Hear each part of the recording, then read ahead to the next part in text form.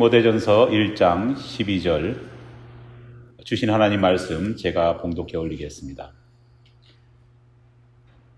나를 능하게 하신 그리스도 예수 우리 주께 내가 감사함은 나를 충성되이 여겨 내게 직분을 맡기심이니. 아멘.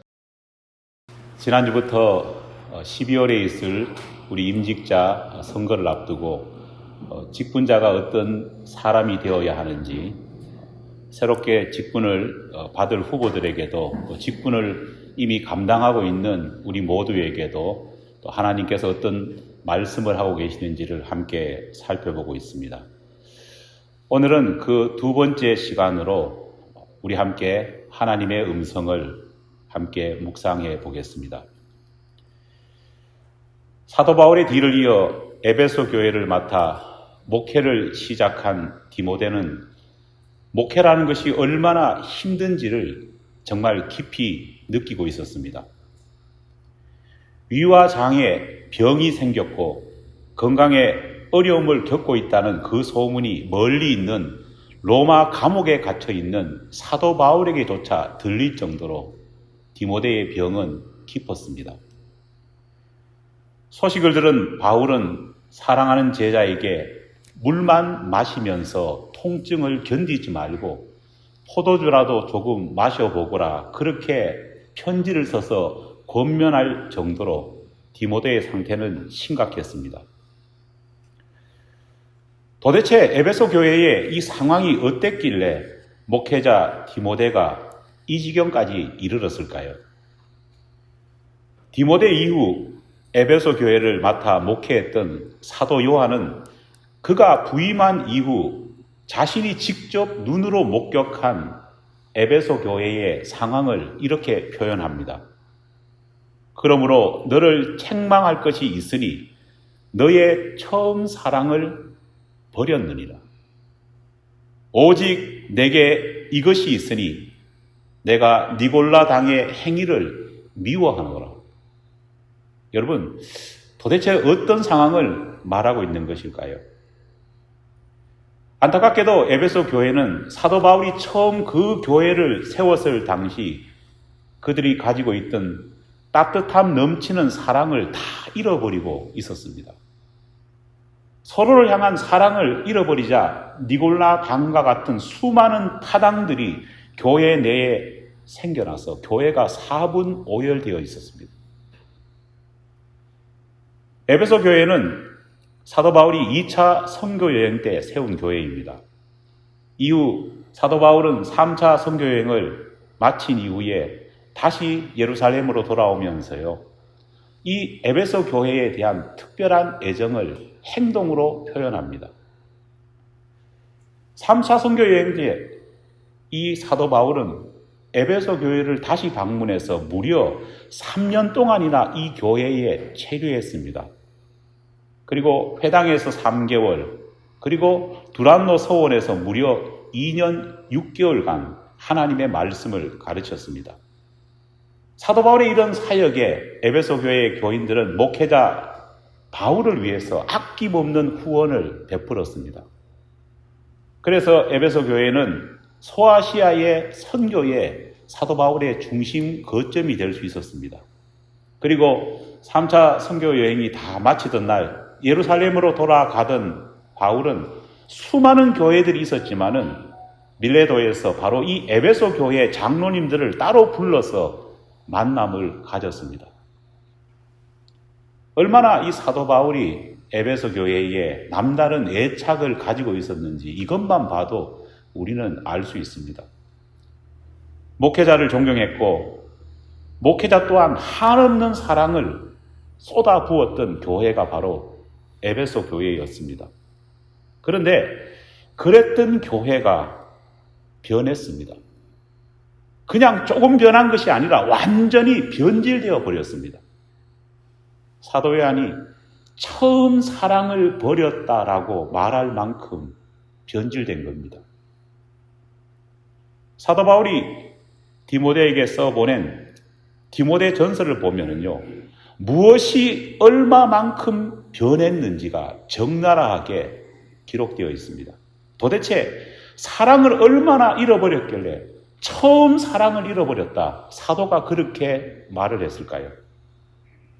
디모데전서 4장 12절 말씀을 제가 읽어보겠습니다. 누구든지 내 연소함을 업신 여기지 못하게 하고. 전임 목회자 사도 바울이 후임 목회자 디모데에게 말한 진심 어린 조언이요 권면입니다.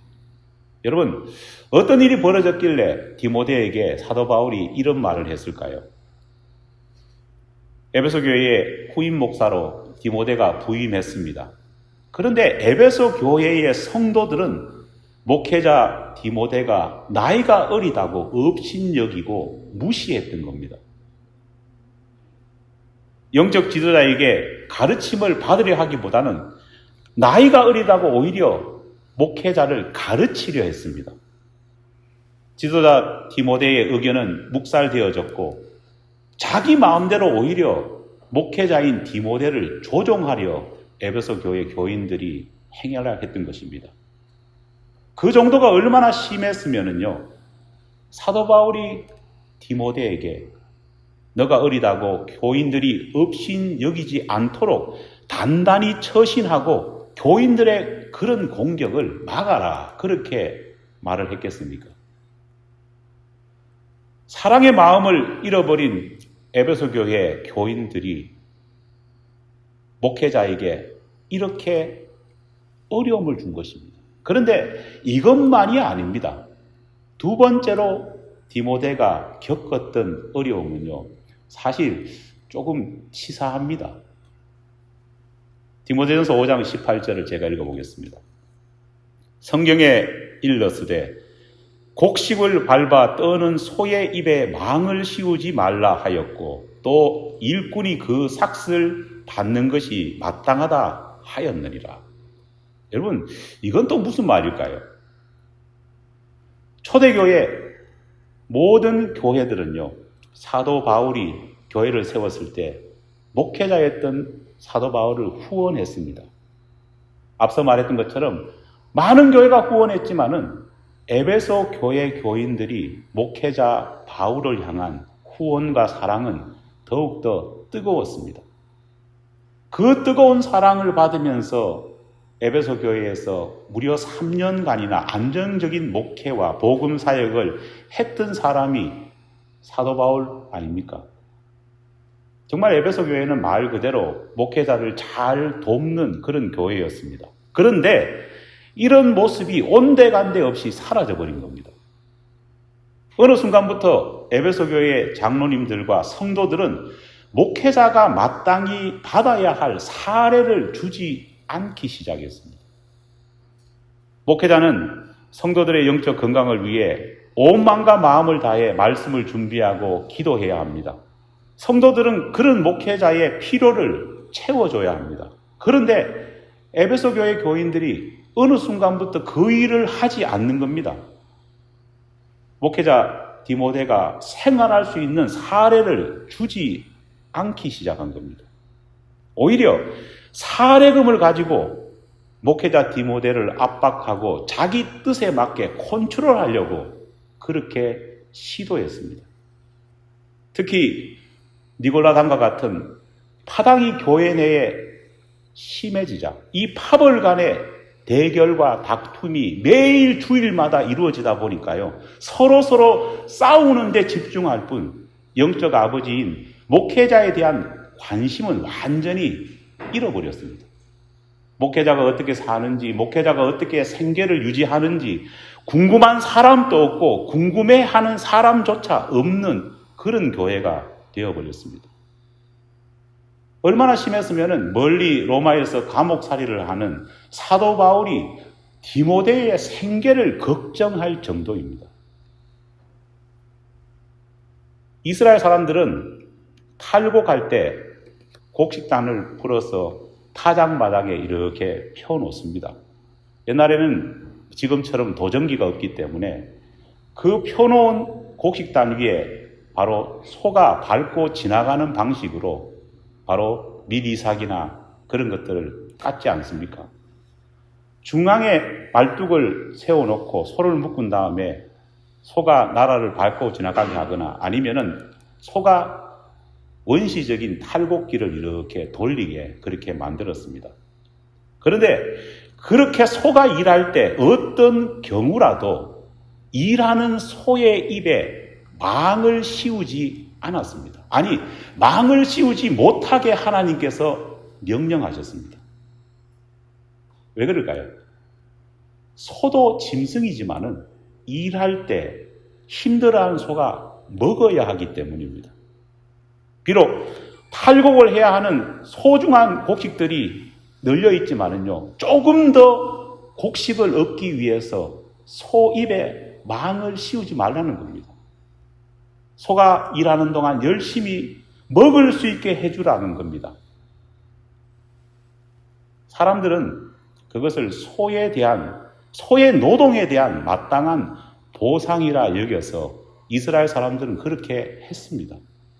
하지만 에베소 교회 교인들은요, 이런 최소한의 사랑도 저버렸습니다. 이런 참담한 상황 속에서 사도 바울은 제자 디모데를 향해, 특히 에베소 교회 직분자들을 향해 오늘 말씀을 통해서 권면합니다. 제가 사실은 권면이라는 말로 순화시켜 표현했지만은요, 사실 오늘 본문 말씀은 사도 바울이 에베소 교회 직분자들을 향해 하나님을 대신해서 준엄하게 책망하고 명령하는 것입니다. 제가 본문 말씀을 다시 읽어보겠습니다. 나를 능하게 하신 그리스도 예수 우리 주께 내가 감사함은 나를 충성되이 여겨 내게 직분을 맡기심이니. 사도 바울은 자기 이야기를 하면서요, 직분을 받은 직분자가 어떻게 해야 되는지에 대해서 에베소 교회 직분자들에게 말합니다. 동시에 직분을 앞으로 받아야 될 사람 역시도 어떤 마음 자세를 가져야 되는지에 대해서도 사도 바울은 말합니다. 먼저 바울은 직분자와 직분을 맡을 사람들을 향해서 나를 능하게 하신 그리스도 예수 우리 주께 감사하라, 그렇게 말하고 있습니다. 여기서 주목해 보아야 될 부분이 바로 나를 능하게 하신 그리스도 예수라고 하는 대목입니다. 여러분, 능하게 하다라는 뜻이 뭡니까? 바로 능력을 발휘할 수 있게 하다라는 그런 의미입니다. 자연인으로서 나는 하나님의 일을 맡아 할 수 있는 능력도 힘도 재능도 없습니다. 너무너무 부족합니다. 그런데 무능력한 이 바울 자신을 그렇게도 엄청난 복음의 전도자로 하나님의 사명자로 섬길 수 있게 할 수 있었던 이유가 뭐냐? 나는 능력도 힘도 재능도 없지만은 예수 그리스도께서 무능한 나 바울 자신에게 그것을 할 수 있는 능력을 주셨다. 나는 그것에 감사한다. 그렇게 사도 바울이 말하는 겁니다. 이것은 사도 바울이 자신이 위대하고 재능이 있고 능력이 있다는 것을 말하는 그것이 아닙니다. 전적으로 하나님께서 그 일을 할 수 있도록 힘 주셨고 능력 주셨고 하나님께서 직분자가 직분자답게 살아갈 수 있도록 성령님을 통해서 해 주셨다는 겁니다. 여러분, 이것을 믿습니까? 직분자는 성령에 충만해야 합니다. 제가 지난주에 설교에서 직분자의 제일 우선순위는 자기 자리를 지키는 것이다, 그렇게 말씀드렸습니다. 왜 자기 자리를 지켜야 될까요? 자기 자리를 지키면서 하나님이 주시는 성령님의 은혜를 입어야지 직분자가 직분자로서의 역할을 할 수 있는 겁니다. 성령의 능력이 아니고서는요, 무능한 내가 어떻게 직분자로 직분을 감당하겠습니까? 성령이 주시는 그 은혜를 입지 않고서는 직분자가 직분을 감당할 수 없기 때문입니다. 여러분, 직분이란 단어는 헬라어로 디아코니아라고 하는 말을 사용합니다. 디아코니아라는 단어는 봉사라는 뜻을 가지고 있습니다. 대단히 중요한 의미입니다. 여러분, 직분은 감투가 아닙니다. 직분은 계급이 아닙니다. 직분은 내 나이가 적당히 나이가 많다 보니까 붙어야 하는 그런 이력도 아닙니다. 직분은 철저하게 뭡니까? 디아코니아, 봉사입니다. 우리가 직분을 받아야 하는 이유는 처음도 끝도 더 많이 예수를 위해 봉사하고 더 많이 목회자를 돕고 더 많이 성도들을 섬기기 위해서 직분을 받는 겁니다. 따라서 직분자는 내가 사랑과 헌신으로 봉사하겠습니다라고 하는 분명한 다짐이 없다면요, 직분을 받아서는 안 됩니다. 이 고백과 이 다짐이 실천되지 않으면 설령 직분자가 되었다고 할지라도 그 자신은 물론 공동체에게도요, 불행입니다. 여러분, 달란트의 비유를 한번 생각해 보십시오. 주인은 수많은 종들 가운데서도 특별히 3명의 종을 선택해서 자신의 가진 재산을 맡기고 먼 길로 떠나갑니다. 예수님의 이 비유를 보면은요, 참 놀라운 부분이 있습니다. 종들에게 뭘 맡겼습니까? 달란트를 맡겼습니다. 5달란트 받은 종도 있었고 2달란트 받은 종도 있었고 1달란트 받은 종도 있었습니다. 그런데 1달란트의 가치가 얼마나 되느냐? 우리는 그냥 달란트라고 하니까요, 뭐 한 쿼러 몇 개 정도로 생각하는데 아닙니다. 1달란트의 가치는 현재 돈으로 환산하면은요, 한국 돈으로 3억에 이르는 돈입니다. 여러분, 1달란트 받은 사람도 3억을 받은 겁니다. 그렇다면은 5달란트 받은 사람은 얼마나 받았습니까? 15억입니다. 2달란트는요, 6억입니다. 주인이 종에게 15억, 6억, 3억을 줄 때에 어떤 담보도 어떤 차용 증서도 요구하지 않았습니다. 그냥 줬습니다. 여러분, 주인이 종에게 왜 이것을 맡겼을까요? 달란트의 비유를 이상하게 해석하는 목회자들이 많고 교인들이 많습니다. 어떤 사람들은 주인이 종에게 돈을 맡겨서 투자하려고 돈 더 많이 벌으라고 이렇게 돈을 맡겼다, 그렇게 주장하기도 합니다. 아닙니다. 그런 해석은 예수님 당시의 사회상을 전혀 모르는 겁니다. 주인이 종에게 돈을 맡긴 이유는요, 주인이 없는 동안 주인을 대신해서 주인의 가족들을 돌보라는 이유입니다.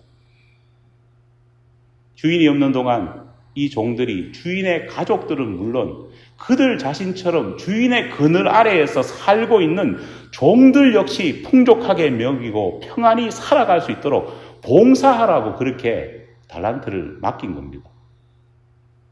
5달란트 받은 종과 2달란트 받은 종은요, 봉사의 뜻이 무엇인지 알았습니다. 그래서 최선을 다해서 가족을 돌보기 위해서 노력합니다. 하지만은 1달란트 받은 종은요, 봉사의 정신을 모르고 있었습니다.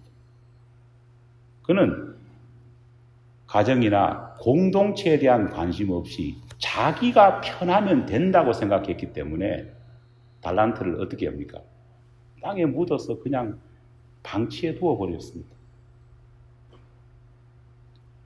왜 나만 남보다 괜히 주인이 일을 맡겨가지고 내가 이런 수고를 하나, 그런 생각을 1달란트 받은 종이 한 것입니다.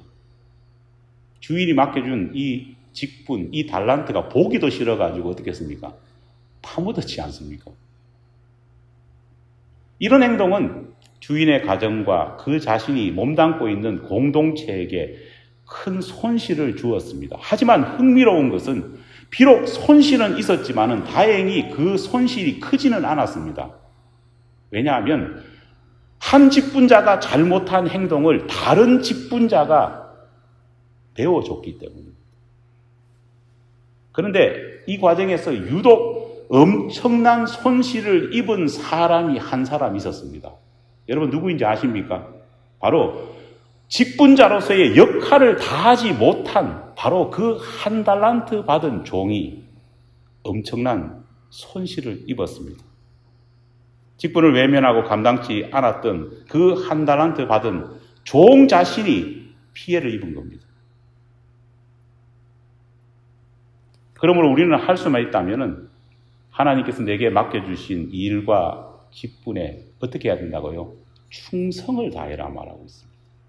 하나님께서 내게 맡겨주신 이 직분의 기회를 감사해라 말하고 있는 겁니다. 나를 능하게 하신 그리스도 예수 우리 주께 내가 감사함은 바로 이 고백에 우리의 마음이 담겨야 하는 겁니다. 두 번째로 집중해 보아야 될 본문 말씀이 바로 나를 충성되이 여겨 내게 직분을 맡기심이니. 사실 이 구절을 가만히 읽어보면요, 이게 논리적으로 말이 안 되는 그런 말입니다. 나를 충성되이 여겨 내게 직분을 맡기심이니. 누구 말입니까? 사도 바울 자신을 가리키는 겁니다. 사도 바울은 하나님께서 자신을 충성되이 여겨 자신에게 직분을 맡겨주셨다고 말합니다. 그런데 사도 바울이 직분을 맡기 전에 충성되이 여길 만큼 그런 행동을 하고 살았을까요? 전혀 그렇게 살지 않았습니다.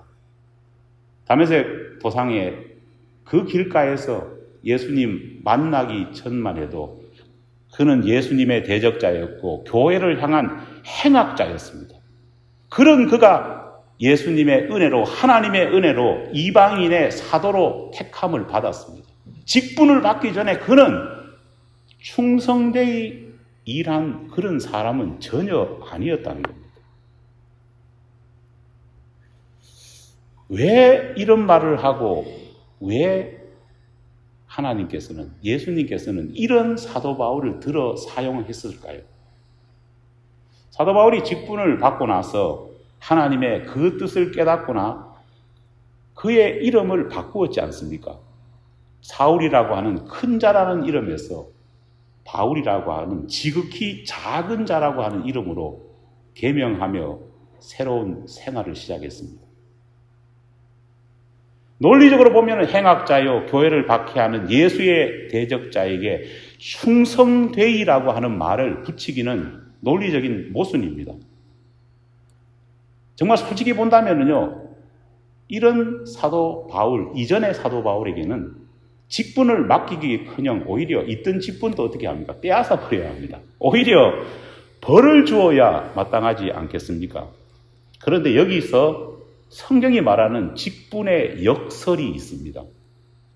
보통 우리는 직분을, 교회가 직분을 줄 만한 사람을 선택해서, 또 반대로 말하면 직분을 받는 사람 역시도 나 역시 직분을 받을 만한 그런 조건과 상태가 되는 사람이 직분자가 되는 아주 지극히 합리적인 행동으로 그렇게 우리는 많이 알고 있습니다. 하지만 이런 식의 생각은요, 직분을 받을 만한 자에게, 또 나 스스로도 직분을 받을 만한 내가 직분을 받는다는 이런 생각은요, 나 중심, 사람 중심의 생각입니다. 성경이 말하는 직분은 우리의 이런 합리적인 생각과는 좀 많이 다릅니다. 지난주에 설교를 통해 말씀드렸듯이 성경은 직분이라는 것이 내가 아니라 공동체를 위해 존재하는 것이라 말하고 있습니다. 나 개인이 아닌 주님의 몸된 교회가 필요로 하기 때문에 뭐가 생겼습니까?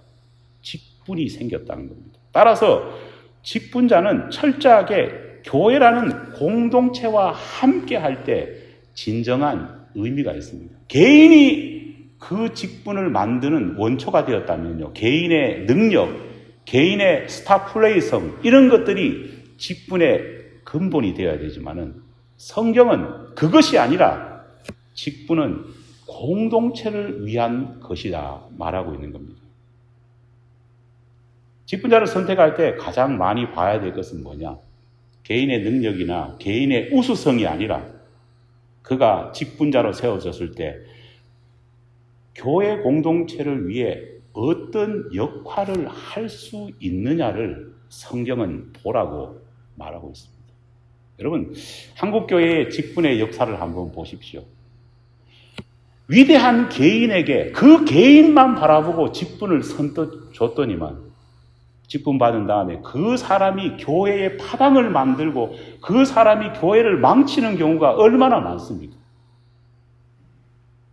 직분은 그것이 아니라 공동체를 위해 세워지는 것이 바로 직분의 핵심인 겁니다. 비록 능력이 없고 비록 허물이 많다고 할지라도 그가 세워짐을 통해서 그 직분자를 통해 공동체가 살아나야 된다면 그는 충분히 충성되이 직분을 수행할 수 있는 것입니다.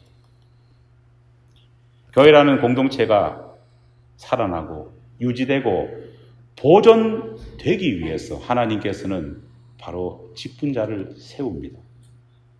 그러므로 직분자는 자기가 섬기는 교회 안에서 직분자지 교회를 떠나가지고 내가 직분자다 그렇게 말할 수는 없는 것입니다. 교회 안에 있을 때 직분이라는 호칭을 붙일 수 있지 교회 밖에서 마치 우리가 영어로 서나 매덤 같이 그냥 존칭으로서 직분을 붙이는 것은요, 이것은 말도 안 되는 소리입니다. 여러분, 안타깝게도 코로나 3년을 우리가 보낸 다음에 제 주변에서는요, 참 이상한 사람들이 많이 생긴 것을 볼 수 있습니다. 그건 뭐냐니까 교회를 안 다닙니다. 온라인 예배만 드립니다. 그런데 교회를 다니지 않고 교회라고 하는 공동체를 위해서 봉사하지도 않음에도 불구하고 스스로를 장로님입니다. 저 안수 집사입니다. 저 권사입니다. 그렇게 스스로 자신을 부르고 그렇게 불려지기를 원하는 사람들이 엄청 많다는 겁니다. 여러분, 직분이라는 것은요, 공동체를 위해 공동체에게 봉사하기 위한 직책입니다. 그런데 교회 밖에서 봉사하지 않고 자신을 부르는 존경의 호칭으로 이것을 사용한다는 것은 하나님의 이름을 망령되이 일컫는 겁니다. 따라서 하나님께서는 주님의 몸된 교회를 위해서라면 하나님의 뜻 안에서 다양한 사람을 들어서는데 그 첫 번째 1번 목표가 뭐냐? 공동체를 그가 살릴 수 있느냐는 것입니다. 사도 바울은 참 나쁜 사람이었죠. 허물 많았죠. 그러나 하나님이 사도 바울을 만세전부터 택하셔서 들으신 이유는 바로 초대 교회 공동체를 살릴 수 있는 인물이었기 때문입니다. 사도 바울도 생각합니다. 야, 내가 옛날에 내 모습 보면은 정말 하나님이 나를 택할 만한 이유가 1%도 없는데 하나님이 나를 공동체를 살리기 위해서 무조건적 선택을 하셨구나. 나를 충성되이 미리 앞서서 여겨주셔서 나를 택하였구나. 그렇기 때문에 사도 바울은 그렇게 열심히 교회 공동체를 살리기 위해서 노력했던 것입니다. 죄인 중에 괴수였던 사울이 하나님의 선택함을 받아 복음전도자 바울이 되었습니다. 은혜입니다. 동네 깡패였던 입다가 하나님의 택하심을 받아서 이스라엘을 구원할 사사가 되었습니다. 왜 되었습니까? 이스라엘 공동체를 살리기 위해서입니다. 여리고의 창녀였던 라합이 메시아 예수의 족보를 잇는 핵심 고리가 되었습니다. 왜 되었습니까? 인류를 구원할 하나님의 계획에 맞는 사람이었기 때문입니다. 시아버지와 간통한 다말이, 이방 여자 루시, 하나님의 택하심을 받았습니다. 왜 그렇습니까? 이스라엘이라는 공동체를 위해서 세워진 겁니다.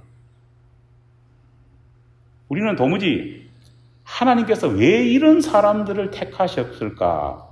때로는 이해하지 못합니다. 하지만은 분명한 것은 우리보다 지혜로우신 하나님은 그 사람을 선택해서 공동체를 살릴 수 있다는 것을 앞서 내다보신 것입니다.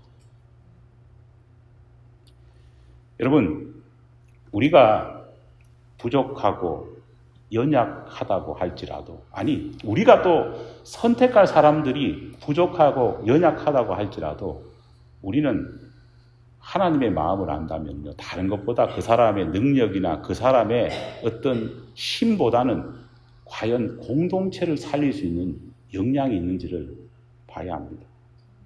맡은 자에게 구할 것은 충성이니라. 이 말은요, 직임을 맡았기에 끝까지 뭘 해야 된다고요? 충성하라는 겁니다.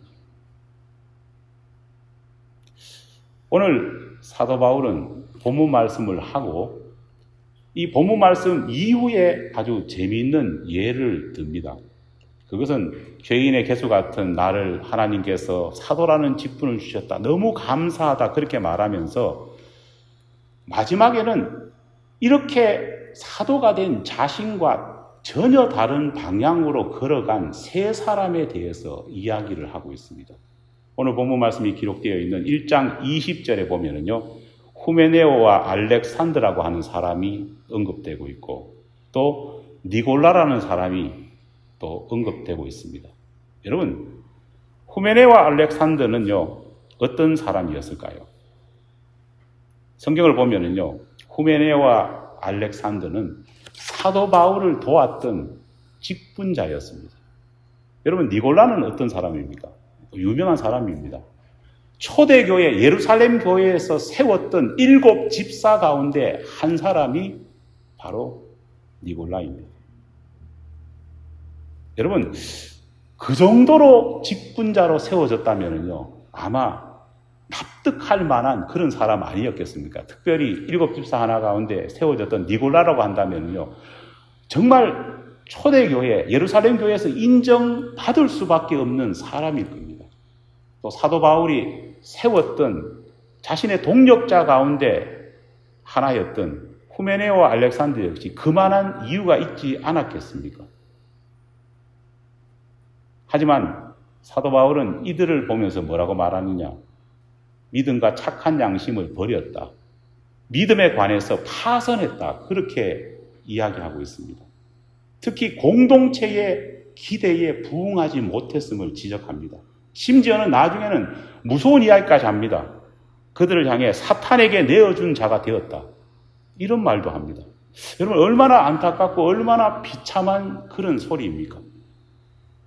직분을 받는 것도 중요하지만 더 중요한 것은 직분자로서 이 직분에 합당한 믿음과 삶을 끝까지 살아가는 것이 더 중요하다는 사실을 보여줍니다. 직분을 맡았지만 나중에는 도저히 직분자라고는 생각할 수 없는 타락한 인생, 믿음에 파손된 삶을 살았던 인물이 있습니다. 누구냐? 사울 왕이었습니다. 하나님께서 사울을 선택할 때, 초대왕으로 선택할 때는 하나님의 기대가 엄청났습니다. 모든 백성이 누가 봐도 사울 같은 사람이 우리의 왕이 되어야 되겠다. 인정할 정도로 용모나 모든 것이 출중했습니다. 하지만 성경의 행적을 따라가 보면요, 사울이 어떻게 탈선하고 어떻게 변하는지 우리는 목격하게 됩니다. 갈라진 틈, 믿음이 녹슬어가는 그런 징조가 있습니다. 여러분, 그게 뭔지 아십니까? 어느 순간 나는 한다라고 하는 마음의 이 고백이 나는 해야 한다라고 하는 마음과 말로 바뀌기 시작한다는 겁니다. 여러분, 직분은 무거울 수도 있습니다. 책임감이 무겁죠, 그죠? 하지만 무거운 직분이 우리 가운데 펼쳐진다고 할지라도 그 무거움이 아니라 직분자로서 내가 하는 일에 자부심을 가지고 자연스럽게 나는 한다라는 그런 고백으로 우리가 할 수 있어야 합니다. 그런데 직분자가 나는 직분을 맡았기 때문에 감사함으로 나는 한다라고 그렇게 생각하지 않고 어느 순간 내가 직분을 맡았기 때문에 직분자이기 때문에 내가 해야 한다고 생각하기 시작하면요, 사단이 틈탄 겁니다. 그럼 입장을 바꿔놓고 생각해 보십시오. 저도 설교에 대한 부담감도 있고 목회에 대한 부담감도 있는데 하나님이 나를 목사로 세워줬기 때문에 감사하면서 당연히 목회자이기 때문에 내 일상의 생활의 일부로 그냥 하는 것과 어느 목사님 그런 말 했다고 하지 않습니까? 어느 놈이 새벽 기도를 만들어가지고 하기 싫은데 내가 직분을 맡았기 때문에 나는 해야 한다고 생각하면요. 이거는 챕터가 달라지는 겁니다. 직분은 자연스러운 내 생활의 일부입니다. 그렇죠? 조금 있다가 우리 땡스기빙도 되겠지만은 장식을 맡은 우리 서주영 권사님, 내게 장식을 맡겨주셔서 하나님이 나의 재능을 인정하시고 또 교인들이 나의 재능을 보면서 기뻐한다는 마음과 당연히 땡스기빙이 되면은 그냥 자연스럽게 나와서 룰루랄라 노래 부르면서 해야지. 이걸 내가 왜 하냐 하면서 그 무거운 짐들을 가지고 오면서 직분자이기 때문에 어쩔 수 없이 나는 해야 한다. 권사이기 때문에 내가 이 짓을 하고 있다. 그렇게 생각한다면요. 의미가 달라지지 않겠습니까? 직분자이기 때문에 내가 해야 한다가 아니라 자연스럽게 섬김과 봉사가 내 몸에 배어야 하는 것이 하나님의 말씀입니다. 그렇게 될 때 직분은 무거운 것이 아니라 나의 자연스러운 삶의 일부가 되고 그래야지 내 기쁨이 되고 내 즐거움이 되고 그 과정에서 내가 진짜 직분자가 되는 겁니다. 나는 부모이기 때문에 오늘도 내 자식들에게 저녁밥을 해 주어야 한다. 내가 누구누구의 남편, 그 누구누구의 내가 아내이기 때문에 저 인간을 그래도 죽으면 안 되지. 내가 밥을 해 주어야 한다. 여러분, 이것은 잘못된 이야기 아닙니까? 그냥 내 새끼 배부른 그 모습이 좋았어. 내 남편이 즐거워하는 그 모습을 생각하기 때문에 자연스럽게 아무 생각 없이 밥을 준비하고 함께 나누어 먹는 것이 부모의 진짜 모습인 겁니다.